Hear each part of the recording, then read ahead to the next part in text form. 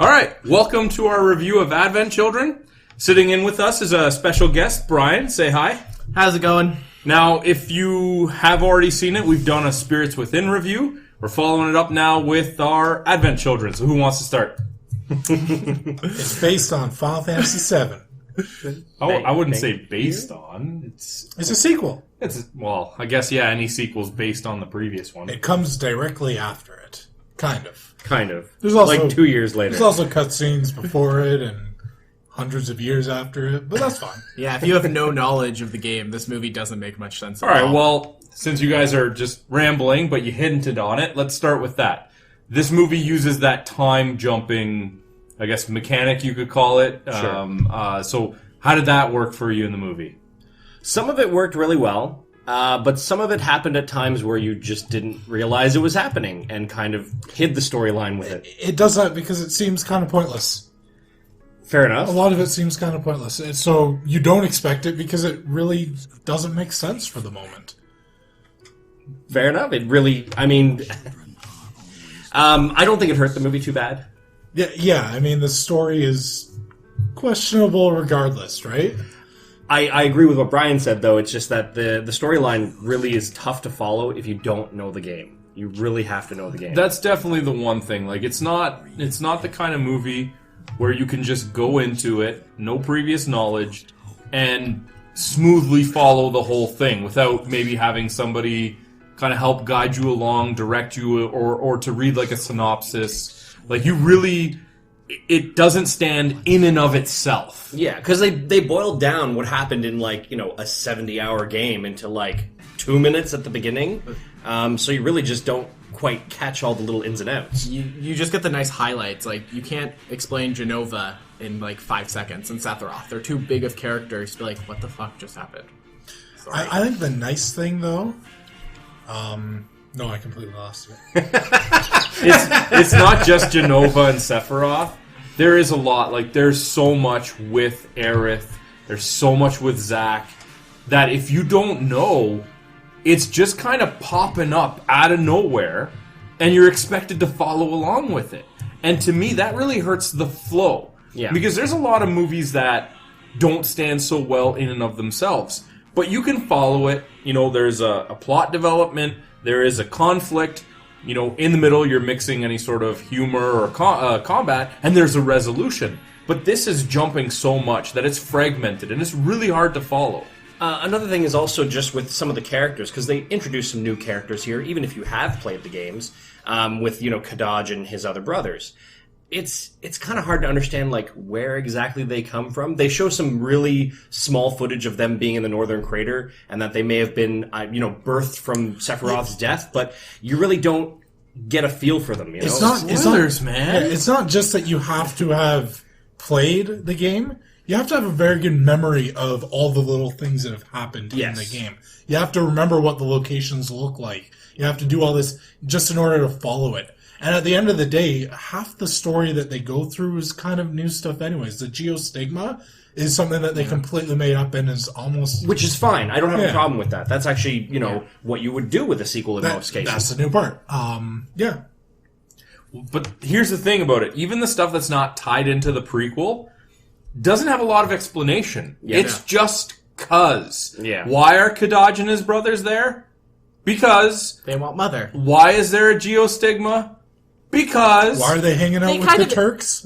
They kind of explained why they wanted the geostigma. No, I'm not saying that they don't explain why they want it, but it's just there. They actually do have a lot of solutions, too, that just seem to happen just because as well. Like, pretty much the entire last half of the movie, which is the best half of the movie, comes from something that just happens because... Yeah, I mean, like, they use the water analogy of being cleansed, right? And that had nothing to do with what the heroes were actually doing in the movie.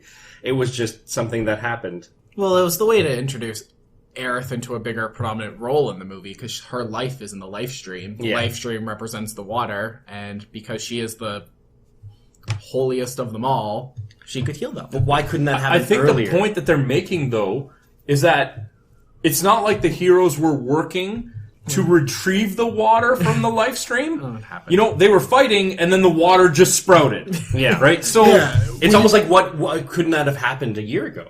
I think the one nice thing here is that the heroes seem to have just as little of a clue of what's going on as we do. They really don't seem to know what's happening. Well, And they even just show up out of nowhere, and that's just that. They just show up. Okay, well, I mean, storyline, convoluted, whatever it is. somebody give me something good here, because obviously we didn't hate the movie. No. One of the things is, yes, the story is a little odd. I think the voice acting and scripts are kind of In English, at Yes, least. the Japanese bad is at so times. much better.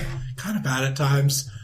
But you don't need to know the story to enjoy this movie, because the best parts stand on their own anyways. And the best parts are definitely the action sequences. Yes. Which, unfortunately, do take a while to get rolling. Yeah, there aren't too many in the first half of the film, which is kind of a downer.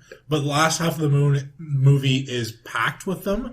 And definitely at the time, they were the best animated movie sequences, animated combat that had ever been done, which is kind of the standard for Square. But even now, it still holds up. It still is one of the best looking. Oh yeah, I think movies. for the technology that they used for the graphics, even the music was beautiful, was great. It's really just lacks in a couple areas, mostly in the story, and if you do the English dialogue, it's not as good as the Japanese Stop dialogue. going back to the dialogue. We're moving on to animation.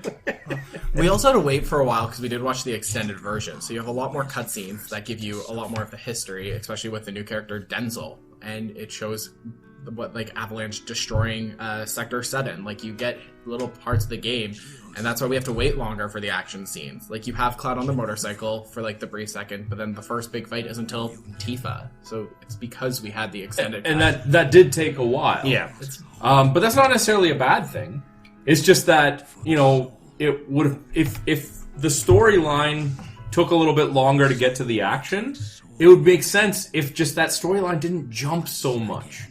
Maybe if they had focused a little bit more on flashback portions, instead of shorter cuts, do a little bit longer of a flashback, just so there's a bit more congruency. But I want to touch on the animation, because it did age a lot better than some other animated movies, which I think is also credited to the fact that they didn't go for absolutely realistic looking humans. Yeah. Right? Like Spirits Within went for very realistic looking, and then it looked stiff as it aged. This did go for obviously they're not cartoons, but a little bit more of an animated. Yeah. And it ages very well. And I have to say, not just the humans, but a lot of the animations, especially the reason that the fight scenes look so good, is because of how smooth it was and how well it aged. The overall movement of the characters is great. I still noticed a little bit in the smaller things, like when finger movement and stuff like that, or wrist movement. Or That's facial movements That's is really a little tough weird. to get.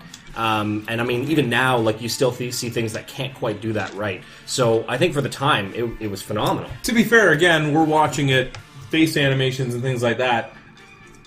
They weren't necessarily made for the English dub version. Yeah. That's true. So they're not going to match up as well. You watch it in Japanese. Does it match up a little bit more? a lot better. It's spot on. And it's honestly, it's harder to find. It's still hard to find 3D animation that looks that good. Yeah. Even especially for the small details. And I mean, now there's a lot more that's done with mocap, and mocap is just that much closer to real life because they use real actors. I think they may have used real actors for at least the body movement, but definitely the facial movement is just animated. But again, I mean, the first time I watched it was so long ago, and Yeah. it was the Japanese version. This time I watched the English one. I'm confident that it was probably a little bit closer to it, because with a dub, you're not going to go back and redo all of the facial animations, all of the mouth movements. But beyond that, we need to talk about character interactions, character development. Yeah. What character development? Hello, Final Fantasy VII as a whole. Yeah, it kind of ignored everyone except for Cloud. Yeah. To be honest, the Turks had more screen time than the rest of Cloud's allies. And I mean, some of them were entertaining. I really enjoyed some of the scenes with Reno and Rude. Yeah. Reno and Rude are You great. have to, because they're in half the movie. Yeah, it's kind of weird though that Reno and Rude are pretty much the second characters after Cloud. Yeah. Well, what about Tifa? She'd be a second. Right, because you were Kind of. saying they added more scenes with Denzel, Yeah. and they really seem to be building a relationship with Tifa and Denzel, almost like a protective one. I don't know how the differences are with the extended because it's been so long since I saw the standard. But they did try to develop some character there, and then they just kind of brushed it aside. Yeah. Denzel in the without the extended, literally, I'm like, why is he here? They have an orphanage? Never would have understood that. So they gave it to you in the extended cut where, like, a little bit better, but still, they don't matter as much in comparison to everyone else. It seems like kind of a pointless character because you already have Marlene, right? You already have the kid there. Yeah. You could have her and you could have the orphans. You have the same storyline. Yeah. You was just added in. I don't know. Whatever, a decision based on the creators, I guess. But I mean, yeah, Denzel as a character, sure, he's not as important. I mean, for the other interactions between characters, some of it was okay. You know, we saw some interaction between Cloud and some of the older friends of his. And they just kind of came in and acted like nothing changed in 2 years, which is good. They almost had a cameo appearance. Really, they did. And that's kind of disappointing, right? Some more than others. Yeah. Some more than others. Like, Vincent had a little bit more of an effect on the actual plot. Not a huge amount, but definitely more than someone like, say, Yuffie or Sith. Kate Sith. Sid. The rest of them just appear for a fight. And that's it. At least Yuffie explains it. Cloud's a royal pain in the ass. She says it in the film because I think that's why they can do the cameo appearance and it doesn't matter much. Where Tifa will always just get bitter and upset about Cloud because they live together still. She's with them daily. Where everyone else moved on with their life. Like, they may call and text each other, but like that's why they weren't as significant people. Except Vincent can't. I think the storyline they were kind of pushing on this was that, like, Cloud is almost immature. And that he was getting a little bit of self-growth in the movie, whereas all the other characters had already grown up and moved on through the 2 years that had passed since the events in 7. Wasn't that the plot of Final Fantasy VII, though? Wasn't he supposed to have grown up by the end of that? We had a 4-disc game doing that. We don't need three. Oh, it was only 3. Okay. I guess that explains why What fourth disc did you I play? guess that explains why he needed a Blu-ray as well. I personally don't think that saying he's been a pain in the butt or whatever is enough of a reason for them to just be like, well, that's why we can just be a cameo. This is supposed to be a team that bonded in the game, saved the world, and then it's just like, oh, he's a pain in the butt. I know he's a lone wolf, but even if Cloud was nowhere to be found, if there's that big of a threat, you would think that this group that was the saviors of the planet would have been a little bit more quick to answer the call. And how did he mature exactly from being a lone wolf when he still ends up fighting all his battles by himself anyway? Well, I mean, to be fair, that's because they just didn't help him. I mean, I Yuffie blame tried. Tifa for that. You know, Yeah. I mean, she was trying. It was the other ones who were just like, no, he can fight it on his own. He's a man. He has to face his battles on his own. They also say that he found it within himself, what he needs to fight. They all lost that feeling. Like, they all had it. Like, they had the... I know what scene you're referring to, Yeah. but it seems so in passing. Well, like... That feeling we had 2 years ago, I think he's found it. But none of them had a reason to fight this time, like, besides fighting alongside Cloud. But besides the world in danger. Well, there's there's but, like, geostigma taking everybody, like, taking victims all over. Kidnapping Bahamut children. gets, or imitation Bahamut gets summoned. Yeah. Like, you'd think things are exploding, people are suffering, something has to be I see done. what Brian's going with, though. It's more of like, you know, in the first one, each character, especially when you went to each of their areas of origin, had kind of like a personal journey that they went on to kind of push them forward to, you know, fight against Sephiroth and Shinra. including Cloud. Yeah, including Cloud. Cloud's Oh, memory. let him finish. But in this one, it just felt like, okay, Cloud still had to find that thing, whereas all the other people didn't really have anything that they were fighting against. It's any his longer. coming of age story. Like, besides Tifa, only because they needed Marlene, Kadaj and his gang never would have touched anyone. Maybe that's because they're not in the film, but it was always going after their brother. The whole movie focuses in on Cloud, so like it wasn't meant to be everyone else. So that's why he found it, the spirit within himself to fight. He was the one being attacked the whole way through. Well, I get that he was attacked, but I mean, there's a very prominent threat. You are the elite in the world that fight against this evil, regardless of what it is. Why are you just sitting back? Like, it's a movie, obviously. You put yourself in the mentality, though, if Cloud fails, you just sat back and did nothing and let him fail. Because he had to do it himself. Wow, big story. Tifa didn't want to be an enabler. That's why. She didn't want to have to deal with a grown man child, right? Wait a minute. If we help him now, he's never gonna forgive me for this. I'm gonna say it. I'm gonna be the one to say it. To me, it feels like a very big cop out to just put in fanfare. Oh yes. This movie feels like a fanfic movie. It's pure fan service. It feels like it really is. Movie. It's just like, people want more storyline with Cloud because for whatever reason they like him, as opposed to some of the other characters. Let's just give him a movie with Cloud and gets to be the hero. But are you not doing the fans a disservice when you do it that half-heartedly, where you're just like, all right, here's the cameos, here's the characters, but we're not going to actually fully flesh this out. Not necessarily. I mean, if somebody, all they want to see is Cloud fighting Sephiroth, then that's what they They definitely delivered on that department.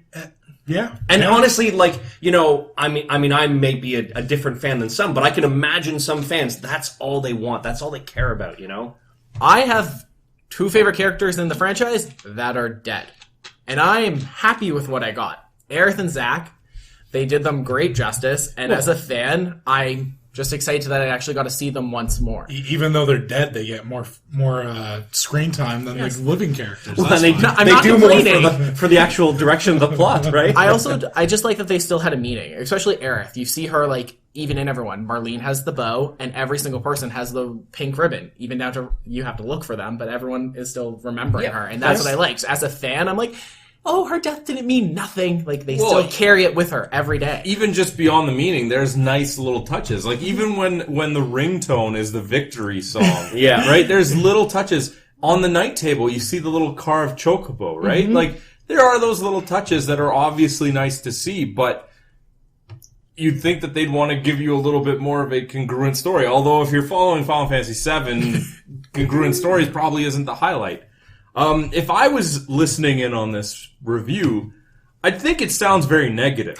I love this. Somebody want to counter me on this? Somebody want to tell us the good? I think as a fanboy, I just had a fun time watching the movie. Like, it was. So just you're the people that targeted this for. Yes. Yeah. I'm with Josh. This movie isn't really for people who aren't fans of Final Fantasy VII. This is for the fans of Final Fantasy VII, as well as the fans of, like, really good animated combat. Yeah. If you're one of those 2 groups, you're probably going to love this movie. I think those 2 groups you described don't need a congruent story. Yeah. And that's the thing. Yes, its story is not great.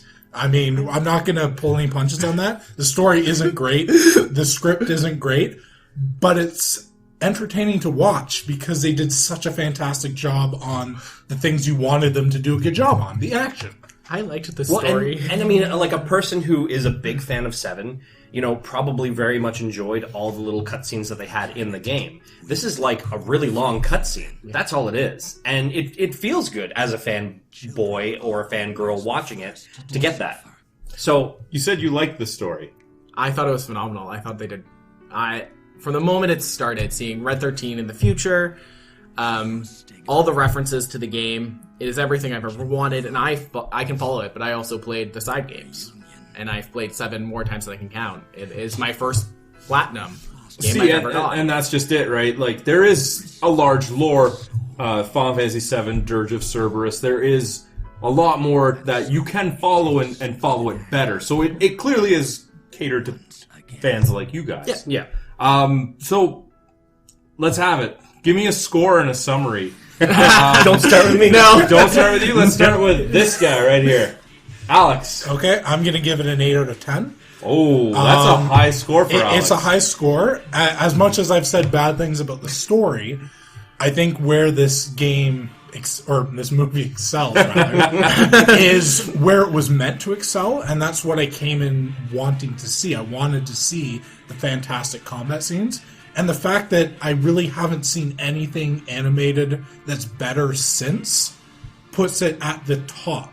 So I have to give it a high score, judging from that. If there's not much else that I can say is better at what it does well, then yes, it's an 8 out of 10 to me. I'm going to go with a 7 out of 10. Okay. My reasoning is I would give it higher, but I have to look at it as a bit of a movie purist as well. As a movie itself, it loses a couple points there just because, you know, the convoluted story, tough to follow, a couple other things like that. But as a fan, I would give it a much higher score just because it was catered towards people who had played those games. Don't give the score you think people want. Just give No. your score. That's what it I have to, because How much did you enjoy it? This is your score. I enjoyed it, but I will look at it as a movie and not an extension of the game, and I will give it a 7. He's being objective, Sandro. Some of us have to be. Ryan, what would you score? I'm completely biased. I'm giving it a 9. Sure. And because Give us some reasoning. Well, it gave me Aerith. That's all I ever wanted, because I play the game probably once a year, and she's always in my team, so the fact I see her win. I liked the little cameo appearances of everyone. It gives me so much of like a nostalgia feel watching it. There's just everything I wanted. 7 may not have been my first Final Fantasy, so I don't have nostalgia like other people, but it's still so good. And like the motorcycle battle on the highway, it makes me feel like swipe left, swipe right. Like there's Reminders. yeah, and like that's all it is. And the movie needed a snowboarding scene. Yeah. the submarine, something. There's no shame in being the audience that the movie is targeted towards. Yeah. If there wasn't people out there like you who would want to give the movie a 9 out of 10, they're not going to do it, right? And Like, the there's movie nothing did well, wrong. so it had to appeal to some people. I just watched this movie last weekend, and I'm here again watching again with you guys. It killed me you made me watch it in English. So, like, that's where I lose the mark. It would have got a 10 if it was a Japanese. Well, I mean, we wouldn't have gotten through it together if it wasn't in English, because we would not have made it through actually paying attention to the movie. Not everyone here can read, man. What's that supposed to mean? Your All turn, looking at Sandro. Sandro. Personally, I'm going to give it a 7 out of 10. Yes, I am one of the more negative people in regards to story, because I do expect that out of any movie, regardless of who it is aimed towards, what sort of target audience it has. I want a congruency for both fans and non-fans alike. That being said, it doesn't lose too many points for it, because it was a flashy movie. It was entertaining for the action. There was a little bit of humor in it. I would have liked a little bit more, but I mean, I did take 3 points off. And it did age incredibly well. How long ago did it come out? 10 years? 10 years ago. Might be on here, maybe not. 10 years ago, and much like Alex said, there's very few movies in a decade, if not more, that have come out that haven't been able to do animation as well as it has. Yeah. Yes, there's missteps with, lip syncing, because again, I made you guys watch it in English. But to say that, 10, 15 years removed, however long it's been, that it's still one of the measuring sticks of the genre, it has to be done well. Yeah. So that's my score for it. Let us know what you guys thought, and join us for our next one, because if you can't tell, we did Spirits Within, we did Advent Children, we're going to be doing Kingsglaive next. I want to thank Brian for joining us. Thanks, Brian. And Anytime. we'll see you guys on the next review. Yeah. Hey, did you like that video? If you did, be sure to let us know by clicking the like button and leaving a comment. If you want to be first in line for any new content, be sure to subscribe to our channel and then hit up our Facebook page. The link's in the description below to see what's coming up next.